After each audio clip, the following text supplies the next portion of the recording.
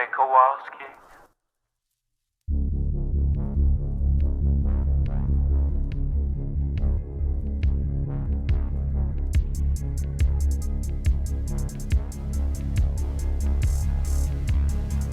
The sun is down, the streetlights are on, and you're listening to Largely the Truth with Brennan Storr.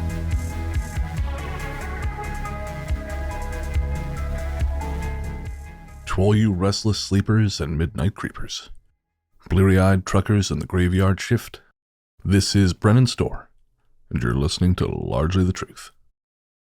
Whether you're staring at a screen or the lines on the road, all is well, and for the next little while it's going to stay that way. Because I'm here, you're there, and together, we're going to explore the night. Welcome back, folks. This is Largely the Truth. I am your host, Brennan Storr, and this is a show where I find some of the most interesting people I can, sit down with them, and learn a little bit about their world. Now, of course, as I'm recording this, Halloween is creeping up. It's about maybe a little less than 2 weeks away. And so, in keeping with that spirit, tonight's guest is someone who specializes in scaring the hell out of you. He is horror author Mike Thorn. He is a fellow Canadian, and his latest short story anthology, Peel Back and See, will be out via Journalstone Publishing on October 29th. Mike was gracious enough to sit down with me for the better part of an hour to talk about his inspirations behind not only Peel Back and See, but his full-length novel, Shelter for the Damned, and his other short story anthology, Darkest Hours, and horror movies, his thesis, which is about John Carpenter's fantastic film Prince of Darkness, and so much more. Before that, though, I want to remind you that if you want ad-free episodes, and who doesn't, because ads suck, you can sign up for $2 a month over at patreon.com/largelythetruth, and not only do you get ad-free episodes, you get them a couple days early, and you get bonus conversations where available. Of course, last week's guest was Blue Pine Society founder and CEO Mark Semler, and in addition to the main episode, Mark and I did an entire other episode for patrons where we talked about, of all things, chicken wings. So if you want to hear that, it's again at patreon.com/largelythetruth, and $2 a month gets you in the door. All right, enough salesmanship. It's time to put a call out to author Mike Thorn. My guest tonight is film scholar and horror novelist Mike Thorn. Mike's fiction has appeared in numerous magazines, anthologies, and podcasts, including Visterion, Dark Moon Digest, the No Sleep Podcast, and Tales to Terrify. In February of this year, Journalstone Publishing released his first full-length novel, Shelter for the Damned, and swiftly followed it up with an expanded edition of his 2017 short story collection, Darkest Hours. Both releases were met with stellar reviews, and now, on October 29th, Journalstone is releasing his next anthology, the darkly powerful Peel Back and See, which I'm very much looking forward to talking about. Mike, welcome to Largely the Truth. Thank you so much for having me on. Oh, it's my pleasure. Like I mentioned to you off air, you're my third Canadian guest on this show, and of course I'm also a Canadian author, so it's a pleasure to speak to someone on the right side of the border. Right back at you. Even if we're, as we were saying, on opposite ends of the country, we're both Canadian. So I think to get further away from each other would involve swimming at this point. Yeah, and I don't want to do that. I'm not one for swimming. So nope, yeah. Right there with you. The ocean. My wife loves the ocean, and I don't get it. I don't get it. I don't like boats. I don't like swimming. I am a land-based mammal. See, I like to look at the ocean. It's very spectacular to look at, but don't put me in the water. Being that you're a Canadian, there was something I was going to ask you because prior to this year, really, I haven't been a reader for a very long time, and so I am totally ignorant about the current state of Canadian horror writing. And I'm kind of curious what your experience has been. Is that really a thriving genre in Canada? Yeah, I think there are a lot of people in Canada doing interesting things within horror. Oddly enough, I feel like most of the Canadian poetry and literature I read is not within the horror genre. I was lucky enough to attend my graduate program for my master's with Joshua Whitehead, who's this incredible literary rock star. Neil Howell and Randy Schroeder are good friends of mine. They don't write within the horror genre. Okay. Erin Emily Ann Vance was also in my master's program. She writes, I'd say she's close to horror. She writes kind of gothic adjacent poetry and fiction. Okay. But then there's also a press called Seventh Terrace, situated in Calgary, which is where I'm from. It's run by Sarah Johnson and Rob Bose. They're doing some really cool stuff. So yeah, there's stuff happening.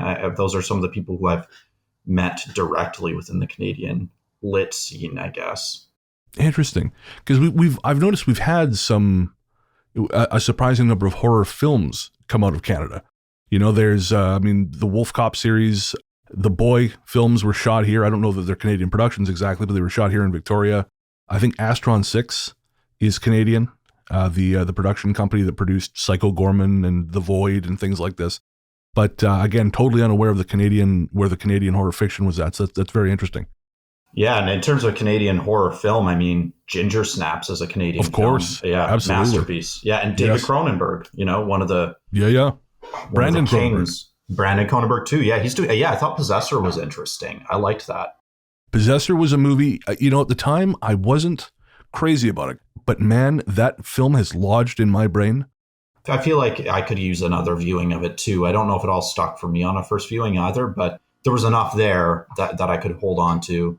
And it felt very much like he was following in his father's footsteps. And of course, that in a way sets it up for maybe inevitable failure. Not to say it was a failure, but of course, with a name like Cronenberg, that's quite the reputation to live up to. So very much so. I know I listened to an interview after seeing the film with Karim Hussein, the director of photography, and he talked so much about their use of vintage lenses and in-camera effects. I thought, okay, I really need to go back and properly appreciate this. I think maybe I just didn't have the material I needed. Yeah, that can happen sometimes too, and like it's interesting, like a viewing experience is subject to so many internal and external factors. There could be like some allergy you have to a specific point of subject matter, or maybe you have a headache the day you go to see it, or you just had an argument with somebody. It's like, of course. So sometimes just seeing a film one time, it's like it could just be that vacuum sealed moment that affected the viewing. That's it. Yeah. Coming back from horror film and talking about you, it's been a big year for you, because you've published before, but 2021 you've got 3 releases out this year. That's got to feel good. Yeah, it feels surreal. 2021 has been nuts, because I moved across the country this year. I started my PhD this year. Right. And I have 3 books released in 2021. So it actually all does feel a little bit surreal. It feels like, once I've kind of eased one book into the world with the interviews and reviews and stuff like that, I start promoting the next one. So yeah, that's an intense cycle. Yeah, it's been busy, but I'm grateful. It's a good kind of busy for sure. And what's the response been like? Again, I know the reviews have been great, what I've read for Shelter for the Damned and Darkest Hours, but just in terms of the experience and the feedback you're getting. Yeah, people have largely been merciful, I think Shelter for the Damned, I think maybe got a little bit more divisive feedback than the other 2 books. I think overall I think people seemed to like it, but I think there seems to be some frustration with a protagonist who is not very likable. He's in some ways kind of inscrutable. And I think some readers maybe took issue with that, because Mark is, he's not really a conventional hero or protagonist, so to speak. He doesn't transform in any positive way. It's just basically someone who feels damned and descends. Right. And I wonder too if there's a little bit of that unease, because you've set the horror, and this is something I appreciate about the book. You've set the horror in a very real world, a sort of a suburbia where you don't necessarily give the location. And I wonder if there's some discomfort in the readership in this idea that the people around them could be capable of that descent, of that kind of, I hesitate to say damnation, but of the acts that you describe in the book, and of sort of going as far off the map as he does. Yeah, that might well be the case. I mean, although it has that kind of cosmic horror element or weird fiction quality, it is also, I mean, it could maybe even be read, aside from a few scenes, as a piece of really dark realist fiction. Right. And I'm definitely inspired by non-genre writers like Hubert Selby Jr., Joyce Carol Oates. Jim Thompson, I guess, writes crime fiction, but there's nothing speculative in most of his work, and he's a big influence on that book. So I think that affected my approach.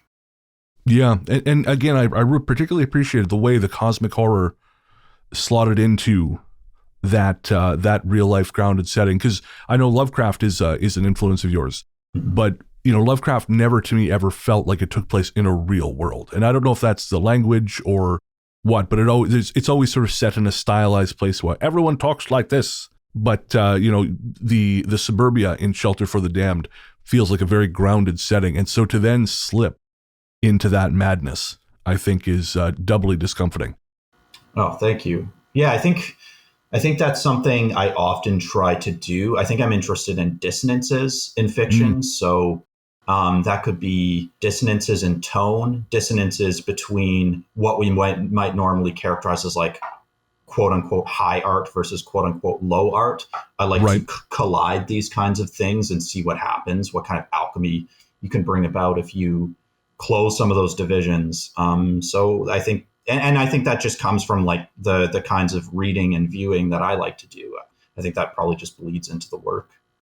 Yeah, I mean, as a film writer, you've got from what I've read in your interviews and your other publications, you've got a pretty wide breadth of background to draw from in terms of what you watch. Yeah. I mean, I try to view as widely as I can. I try to maintain curiosity about film.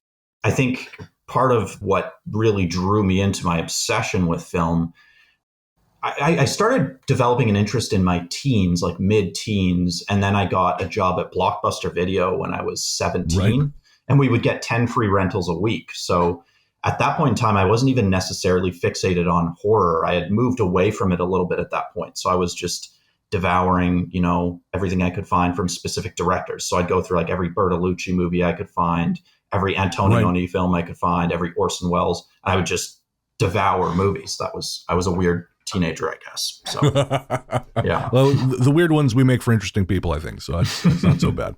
That's the hope, yeah.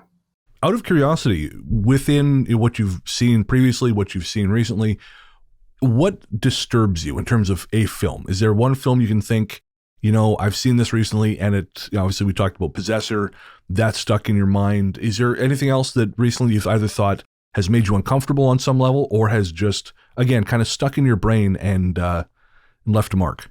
Usually it's documentaries that disturb me more than anything. Yeah, like I watched Don't Fuck with Cats recently. I've heard of it. I have not been able to bring myself to watch it. Yeah, that's really upsetting. I think part of what made it so upsetting was the kind of just distance from reality, the way this person was playing out a kind of fiction. His life was a fiction. And then there was just a dissociation from the monstrous acts he was committing. It was just a game for him. It was like a story he was playing out. It actually felt a little bit like a Bret Easton Ellis novel, but played out in the real world. It was really unnerving to watch. I mean, that's a frightening thought to begin with. So exactly, yeah. Bret is great, but I like him on the page. Yes, same here. Yeah, no, his work actually I find pretty distressing in a lot of ways too. I love it, but it gets under my skin. Going back to Shelter for the Damned, there was something I particularly found interesting in some of the horror, in that horror typically uses the language of darkness. It's just so easy to do that, right? Because of our natural fear of the dark.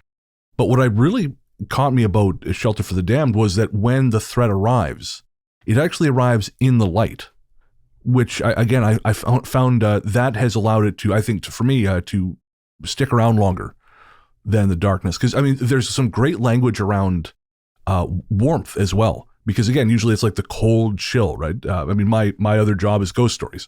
And so we always talk about the cold chill and the thing like this. But you manage to use this language that makes fluid heat very unpleasant, and then the light. And I was wondering, what was your inspiration behind that? Oh, that's interesting. I feel like that's something no one has really asked me about. But yeah, it's an apt observation. I wanted Shelter for the Damned to be set during the summer months, partially again because I thought that would help anonymize and ambiguate the book as much as possible, because winter differs a lot widely from place to place. Summers are more anonymous. Summers are more or less the same from suburban environment to suburban environment. So that was part of the choice behind that.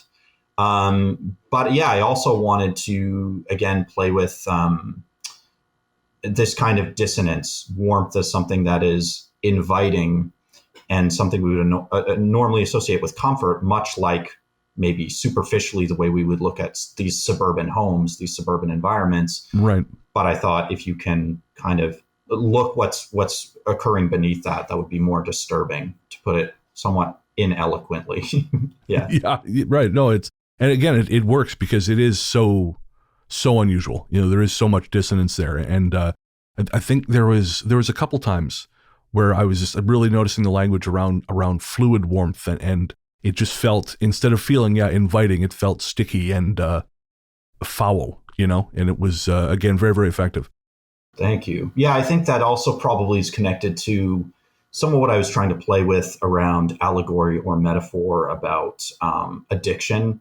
So maybe the somatic reaction you might have to any number of substances, whether it be alcohol or opiates or even, some psychoactive drugs, you'll get that kind of warm, tingly feeling in your body.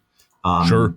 So yeah, I wanted to play with that too, that there's this somatic connection to the shack itself for Mark, because the book is in many ways about addiction too. So that I was definitely playing with that. Right. Yeah. I mean, I know at least one of the character's fathers is he's an alcoholic, and that is, that's dwelt upon. And again, very, very effective, because the domestic situations were very believable. So as someone who grew up around alcoholics, that very much rang true. So jumping forward, there's one or two things I want to touch on still with Shelter for the Damned, but I want to jump forward to Peel Back and See, because obviously that's the new one coming out, and there are elements which I think will allow us to revisit those things. Can you just tell us a little bit about the book? Yeah, so Peel Back and See is a collection of short stories that was written primarily between the years 2017 and 2021, with a couple exceptions. Actually, the bulk of them between 2018 and 2021, which, as it happens, were the most personally taxing and transformative, and I don't use this word lightly, but traumatizing years of my life. And I think that bled into the fiction. So Peel Back and See, I think, is maybe my most nakedly personal book. I think all of my books are very personal, but in this case, I felt like I was maybe using less of the armature of genre and just dealing more explicitly with the discomfort and pain at the heart of the stories. So I think Darkest Hours is like I said, it's also very personal, but it's also just drenched in genre references. It's also about my love of horror and heavy metal. And I feel like Peel Back and See is maybe a little less lighter on that stuff and closer to the bone is the metaphor I keep using. Right. I know that there was a line in the first story, Havoc, and Havoc was one of my favorite stories. I won't give anything away to our listeners, but very, very effective stuff, because I think it plays with a topic I find really interesting. And I talked about this a little bit with a previous guest, the author James Kennedy. We were talking about his book Dare to Know, because Dare to Know kind of plays with the legends we have around things like video games, these urban legends. And I felt like Havoc touched on this notion that we have of internet urban legends, and this maybe innate distrust we have of the internet anyways, and how easy it is to believe that it can connect us to something truly unnatural. And I hesitate to say evil, because the thing described in Havoc is almost a force of, like Lovecraft, it's a force of nature more than it is evil. Yes. But that was, again, very, very, very striking. But there was a line in there I particularly found that really struck me, and I've got it here. Depression felt more like a consumptive physical disorder than anything like a mental state. And dude, I cannot think of a better description of depression than that. Oh, thank you. Thank you. Yeah. I feel like that's so, I feel like that's less frequently discussed when we talk about depression, is what it does to the body. I found during my worst periods of chronic depression, I can't move, my whole, you wake up and you feel like you were beaten up overnight. It's shocking how somatic depression can be. So I wanted to foreground that. Yeah. And I believe I read somewhere that at least part of that story was influenced by a sleep paralysis experience you had. Is that correct? Yes. Yeah. I had a really vivid sleep paralysis episode when I was on a new medication and I was having these extremely vivid dreams, unlike any I'd ever had, but they were always geographically and spatially removed from, my actual space. Right. But this one dream, I didn't even know it was a dream until a while later. I was in my bedroom. Yeah. And I saw, it's weird to talk about because it's like, well, was that a dream? But the overhead light fixture in my bedroom started to kind of sag, and I could see the outline of something inside of it. And it sagged and sagged until it fell off and clattered on the floor, and this inky black thing fell onto the bed. It was heavy. And I felt it at my feet. Yeah, and it started crawling up my leg. And I jolted awake, and I still felt like it was there in some way. And that it was horrifying and awful. But as a horror writer, I was like, I can maybe do something with that.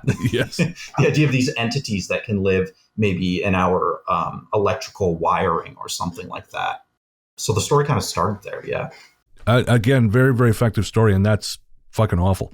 Thank you. Yeah. Oh man. I've had sleep paralysis, but never like that. And I mean, certainly, my other podcast, the Ghost Story Guys, we tell ostensibly true stories of the paranormal. And, obviously we get a lot of sleep paralysis, but I've never heard one like that. So that's one for the books, obviously. Yeah. I was like, well, I got to make something out of this. So yeah. Pardon me. Another story that jumped out at me, and this is actually something that I think goes all the way back to your thesis. In Minnie McDonough Manor, you talk about the notion of mimicry, and that I've always found that particularly frightening. This idea that, the person you're talking to may not be the person you think you're talking to, the person they're presenting as. And I suppose that is, in a way, I mean, that's obviously, we can trace that back to depression in a way, because I know I've been told by a good friend of mine that you seem calm, but at the same time, she said, like, this is actually when I worry about you the most, because I know you seem calm, but you're not thinking properly. So was that some of that inspiration? No, I think that's a really astute observation. I don't know how conscious I always am of it, but I think that's something that is always at work in my fiction. I think I'm actually, I love people and I try my best to be compassionate and empathetic, but people also terrify me, and social situations terrify me. And I feel, I have, I'd say fairly intense social anxiety. And I think sometimes that's rooted in distrust based on past experiences. Sure. And I think this informs one of the stories in Fear and Grace as well, which is a story basically grounded in this experience of a public facing nature of a conversation. So someone else sitting in a bar might observe maybe that there's something a little bit odd in this exchange. And then there's the interior experience of the exchange where the people are aware of this traumatic history that they share between them. Right. So I think that is something that persistently interests me. And perhaps that's like flagged in the title, Peel Back and See. If you look past the veneer of external appearance and engagement, you find something kind of ugly and scary a lot of the time. Absolutely.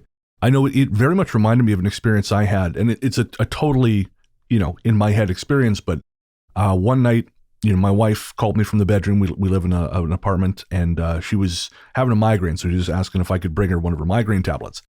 But when I walked into the bedroom, the light was off.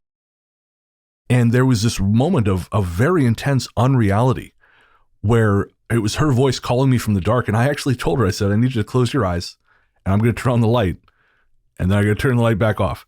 Because I had to see her. As kooky as it sounds, maybe just too many horror movies, but there was no way I was walking into the darkness following this voice of someone who sounded like my wife, just in case. That's fascinating. Yeah. And I guess, horror does play on that fear. I guess you were talking earlier about like familiarity and warmth and something horrifying underneath that. That's, I guess, the most terrifying possible thing. Since we're on the subject, I'd like to take a little bit of a digression, because you mentioned in your thesis that John Carpenter, of course your thesis is about John Carpenter's Prince of Darkness. You mentioned specifically there's a scene where the character of Wyndham appears, but you hear him before you see him.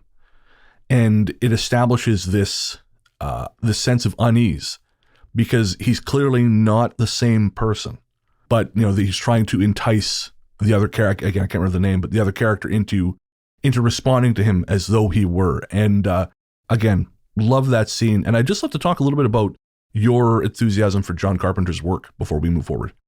Yeah, huge influence, obviously, and just an enormous figure in horror. I guess one of the things that interests me most about Prince of Darkness is this crux that I'm looking at in my thesis, which is the relationship between fear and knowledge. Right. And I love the idea of this canister at the center of the film, which is kind of literalized as like the manifestation of Satan. But I like the idea of this object of unknowable evil that it's not containable within our knowledge systems. So they're basically trying to throw science at it. They're trying to throw mathematics at it, religion, philosophy, and it all just kind of falls away in the face of this force, this entity. And I feel like that is kind of a core idea at work in most of Carpenter's filmography. I just think it's beautifully visualized in that movie. There was also something I was, again, reading your thesis, it occurred to me that something that really I find disturbing about Prince of Darkness, and listeners, if you haven't seen John Carpenter's Prince of Darkness, I mean, I can't imagine that you haven't, but just in case you haven't, please go watch it immediately. Pause this, go watch it. We'll still be here when you get back. But the dream sequences being beamed back to the main characters from 1999, something always stuck with me about that from the time I watched it as a teenager. Because when I was a teenager, sometimes this happens, I didn't get it. I was looking for Halloween. I was looking for jump scares. And, sort of these deeper questions just didn't really hit me the way they would later in life. But the dream sequences always haunted me. And I think, again, reading your thesis, I think I figured out why. I think it's because, and I think this actually loops back to Shelter for the Damned, I think it's because we like to think that the future will be better. Yeah. And the notion that the future is reaching back to us and asking for our help is a fucking terrifying thought, despite the fact that the actions we perform now create the future. It's to be told directly, like, things have already gone wrong. We need you to do better. That's a chilling thing. And, going back to Shelter for the Damned, there was a scene where the main character, Mike, his dad, physically assaults him. Mm-hmm. And I think we have this notion that, as children, the adults have it figured out. Mm-hmm. The people around us who are guiding our life, I think most people who have a, reasonably level childhood, they don't get around to thinking of their parents as fallible people until later in life, when they sort of maybe have kids themselves and start to see. So I think there's this unsettling notion that the adults don't have an answer. Yes. And so that again, the parallel there really jumped out at me. Yeah, I definitely think that's part of what's scary and in a way sad about that novel, is that I think the adults in Mark's life look at him and feel kind of clueless. They don't know, what is it that's wrong with this kid, and how do we fix it? How do we make it better? And you do see these ruptures, particularly in his dad's reaction, where he thinks, like, maybe I can just literally shake it out of him. So another story, and I promise I'm not going to go through every single story, because really, folks, you want to read this one for yourself. But one that really jumped out at me was Offer to the Adversary, which is about, we'll say, a painting. I don't want to say a cursed painting, but it's a painting which is notorious. And it really reminded me of the time I visited the Rothko Chapel in Houston, because I'd heard about Rothko. And I'd heard about, the chapel and all this stuff. And it just happened that I was passing through the city on a road trip with a friend, and he suggested we go check it out. But being in that space, observing that artwork in that space in the intended conditions was actually a very intense experience, which I was not expecting. And I walked away from that with I've always been a fan of art, but that was probably the most visceral experience with art I'd ever had, which again was completely unexpected. And I'm curious, what kind of, have you had art that has provoked you in that way? Is that part of the inspiration behind Offer to the Adversary? Yeah, that's a really interesting thing to think about. I think part of what was happening in Offer to the Adversary, along with a few other stories in Peel Back and See, is I was writing from the perspective of someone in lockdown, so kind of lost in screens in a way. Oh, interesting. So I think that's part of maybe what was happening in the story, was this idea of becoming kind of, subsumed by screens, subsumed by these surfaces that we're staring at all day long. Oh, okay. But it was also, I was invited to write something for an anthology dedicated to the Italian horror filmmaker Lucio Fulci. Oh, okay. Yeah, so this was my contribution to that anthology, and I was thinking through the way his films deal with seeing and his obsession with eye mutilation and yes. and also the role of painting in one of his masterpieces, the film The Beyond from 1981. So I think those things were at work. But also, to answer your question, I think I have had something like that experience. I visited the National Gallery in London a few years ago. Right. And weirdly enough, I remember feeling kind of disoriented and almost dizzy after looking at some of J.M.W. Turner's paintings. Something about the way he paints seascapes is really powerful. So I wanted to play with that and Offer to the Adversary as well. The kind of like queasy aquatic feeling she gets when she's in that museum alone surveying the painting.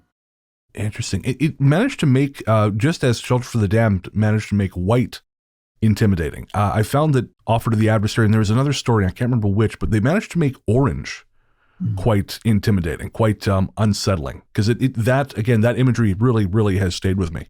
Oh, thank you. Yeah, I wanted to play out kind of hallucinatory encounter with the painting. And again, the story plays with these slippages between hallucination and reality, dreams and reality. So I wanted to capture as much of her disoriented state as I could, and color and sound are good ways of doing that. So speaking of disorientation, again, something that's come up a number of times in the book, particularly in the story, and I have to check the name because it has gone from my brain.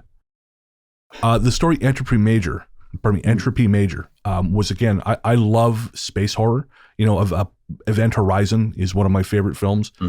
And that story, and as well as several others, and Shelter for the Damned as well, deal with this notion of the loss of the physical self, sort of like an imprisonment in the mind without effect on the physical world. I'm curious, where does that come from for you? Is that a fear, or is that just a notion that you're particularly interested in? I think that concept is, frankly, probably inspired in some way by my one very disturbing experience with salvia. Interesting. Yeah. So I found there was this experience of radical disembodiment, radical dissociation from self, but still being conscious. Right. So this consciousness that you are nothing, there is no you, and yet there's still this psychic something suspended in all of the tumult of existence. And it was terrifying, absolutely terrifying, and kind of exceeds the boundaries of language. But it's something I try to, I've tried a few times to replicate that sensation in fiction, because to me, it's one of the most sublimely, in a way, horrifying experiences I've ever had. So yeah, I think that's no doubt probably part of where it comes from, to be honest. Interesting. Yeah. I know I've read, because I've only had one salvia experience myself. It was a very, very long time ago, and it was not nearly as intense as something like that, but I did some reading afterwards. And one story that I found really kind of horrifying was this fellow, he smoked a salvia, he exhaled, and he was a piece of luggage underneath someone's, basically in the closet underneath someone's stairs. Wow. And he was that thing for a very long time, by his perception. Yes. And there was another one where a guy, and I swear I'm not making this up, he exhaled and his experience began, and he was a bedspread in the spare room of an elderly lady's house. Yeah. And he was that thing for, again, by his perception, years, to the point where he lost his sense of himself as self. Yes. And so when he returned, it was like an awakening. It was almost as frightening as when he became the bedspread. And I cannot imagine, that is it seems prosaic, but it's horrifying. Oh, absolutely. It's indescribable. And I like that you kept bringing up this idea of perception of time, because the trip only lasts like less than 10 minutes. So yeah. People might think that, some bored kids in suburbia back when you could like buy it at fucking 7-Eleven or whatever, they're like, oh, it's fine. It'll just be 10 minutes. It'll be fun. But the concept of time ceases to have the same meaning when you're under the influence of that substance. So that's something that's always frightened me about substance, like the use of those kinds of substances, because, I am so protective of my mind. Mm-hmm. And the notion of time losing meaning like that, I microdose now. I've been microdosing psilocybin for anxiety and depression since February of this year. And I found that hugely productive, very, very helpful. But the notion, a friend of mine participated in a study at Columbia with much like macro dosing, but with a guide, with a doctor there to kind of guide you through the experience. And even with someone there sort of performing that shamanic role, I'm uncomfortable with the deeper trip, and just because of that loss of perception, that scalability of time, that just terrifies me. I'm right there with you. Yeah, I don't want to fuck with that. Definitely not. Yeah. But yeah, it's interesting. There's a lot of research happening in that world. And I've listened to what's that guy's name, Michael Pollan and others talking about some of that research going on, and it's compelling. It's interesting stuff, but I'm right there with you. I'm like, I don't think I have the fortitude to to risk that. So, a couple quick questions. We'll let you get back to the world, but I was curious about the story of The Voiding, because The Voiding is a sort of a dark, very dark take on the world of publishing. Again, just depression and depression seeping into and kind of corrupting the creative process. So this feeling of futility, of helplessness, feeling like what is the point of any of this? Why am I writing? Why have I written anything? And what is the actual use of anything I have written and put into the world? Is there any? Is there any use in this process at all? So I think that story again sees me as a writer in a dark place. And there's kind of an internal contradiction in that story, writing my way through the inability to write. I had periods of intense writer's block. Oh, okay. Debilitating writer's block, again, associated with just a really bad depression. And so that was, I guess, my unconscious self saying, well, you need to write, even if your disorder is telling you can't write and that there's no point to write. So I guess the story is built of contradictions in that way. And that's an inspirational point, because I know we have writers who listen to the show, and I know that writer's block and depression can be huge barriers, and often, career-ending barriers. Yeah. Before you get very far at all, or, maybe halfway through a project and just, the ennui kind of gets you and you just move on. Yeah. Often there's this kind of almost cruel optimism or positivism in writer's circles where people say, there's no such thing as writer's block. You just have to keep writing. And it's like, well, that's great for you if that's what works, but also let's have compassion for the fact that there are, real material circumstances that can make it difficult for people to do that. So I think that comes from a place of good intentions, but I think it can be quite harmful for people who actually find themselves in places where they can't do it. They can't get the words out. And I think, so that's a reality that I maybe wanted to explore. It's incredible that you've managed to write some of these stories during the pandemic, because I've heard that, for example, in film, I've heard that a lot of the scripts that came from the pandemic were actually quite bad.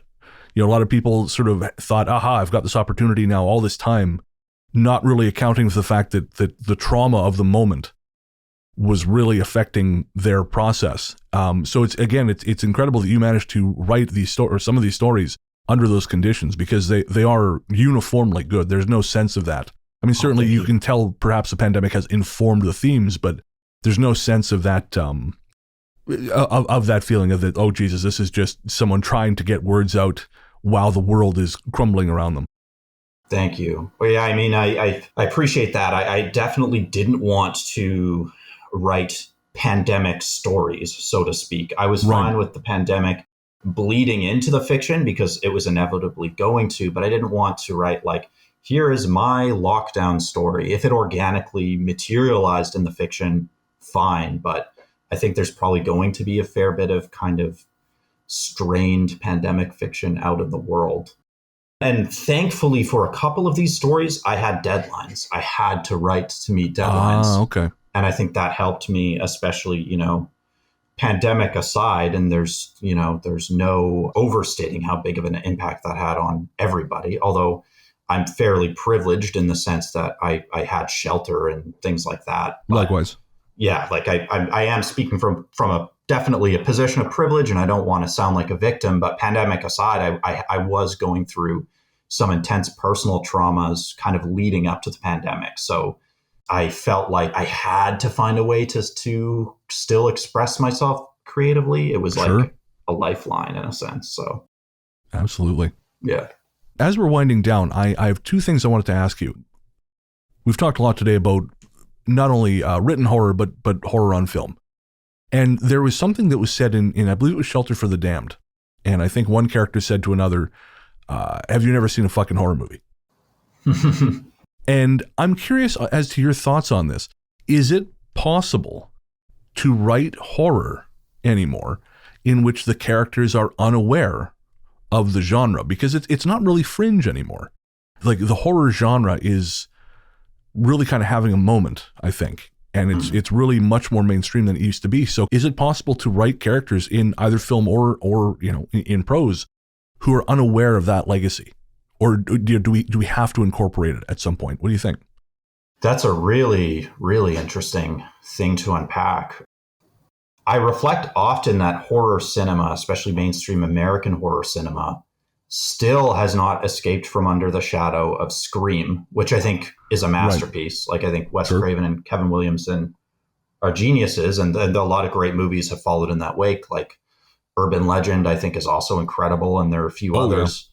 And I think sometimes it's sapped of the real richness of that material. I think sometimes we get to a place where we're very wink, wink, nudge, nudge about genre.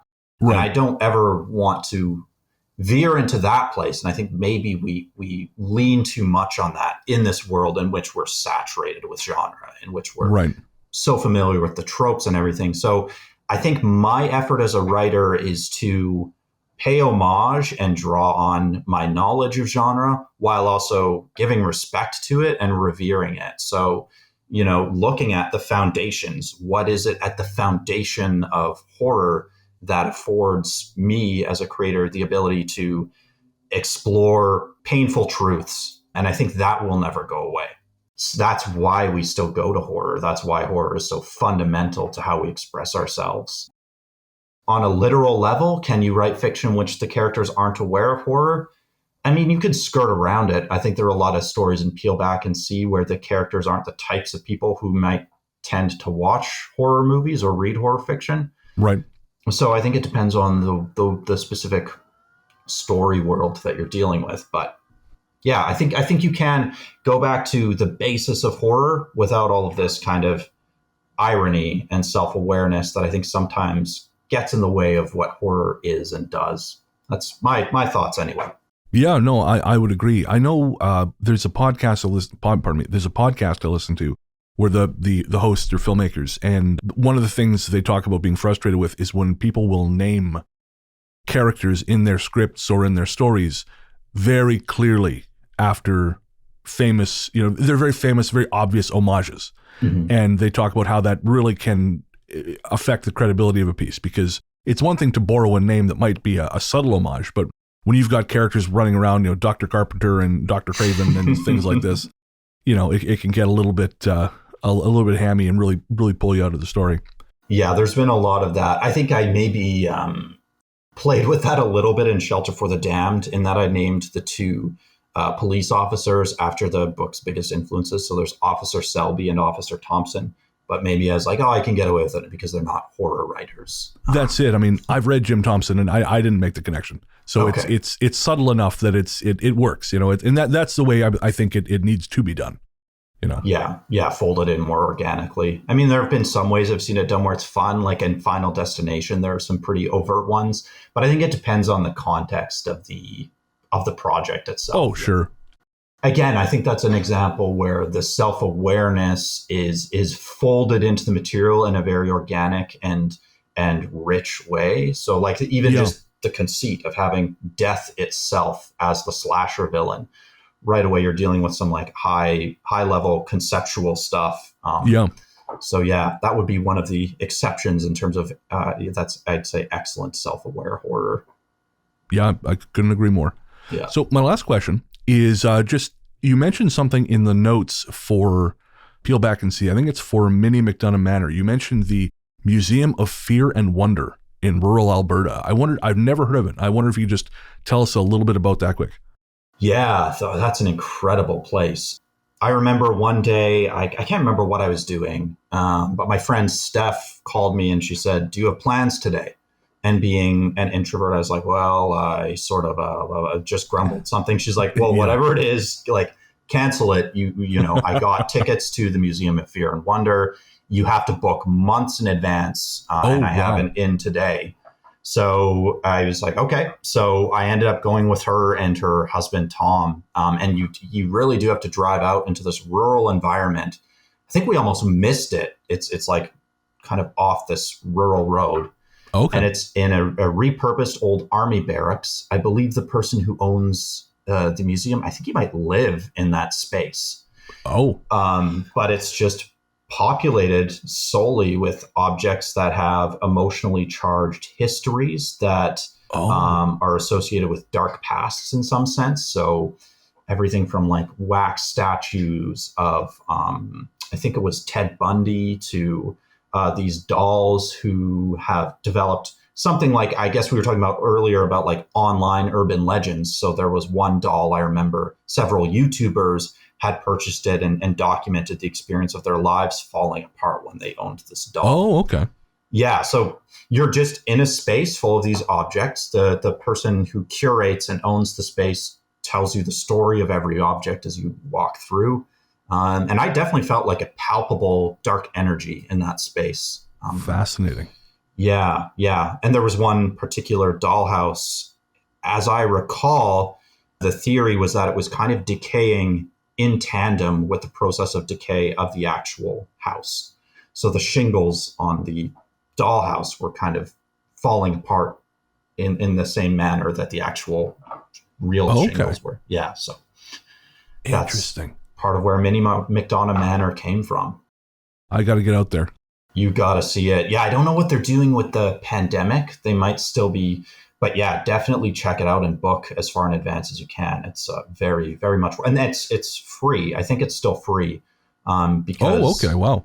Yeah, he looks at it as, it could potentially, if you look at some kind of sentience in these objects, it's like disrespectful to them to take payment to have them seen like they're sideshow objects or something. So, fascinating. Yeah, it's really cool.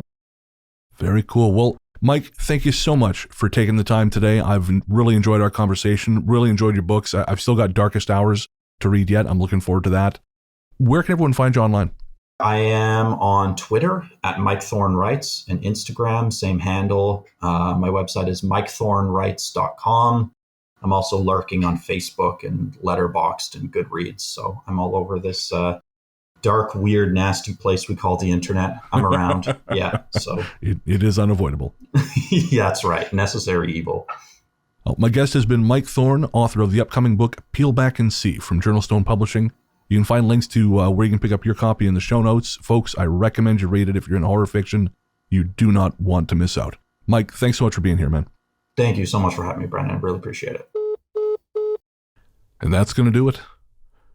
Don't forget to pick up your copy of Peel Back and See. You can pre-order that from Journalstone Publishing. I'll put a link in the show notes. You can also get it from Amazon, but hey, support small business, right?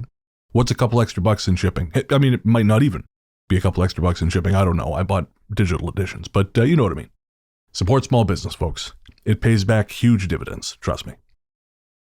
Thanks again to my guest, author Mike Thorn, for taking the time. It was great getting to talk to him about not only his books, but movies and all kinds of other stuff. And if you want to hear Mike talk more about horror, he did a 2-hour-long live stream on YouTube with director and composer Jamie Blanks. It is a great chat, and I will link that in the show notes as well. Thanks also to my good friend Peter Kursoff of Podzonta Music for my fabulous theme song. You can find more from him at nightharvestrecordings.com or by searching for Podzonta Music wherever you get your tunes. Finally, thank you for listening. Without you folks, well, there wouldn't be much point. All right. Until next time, I hope the night takes you to the same strange and wonderful places it takes me. And remember, if you're not sure what comes next, put a call out into the dark. You never know who's going to pick up. I'll see you next time.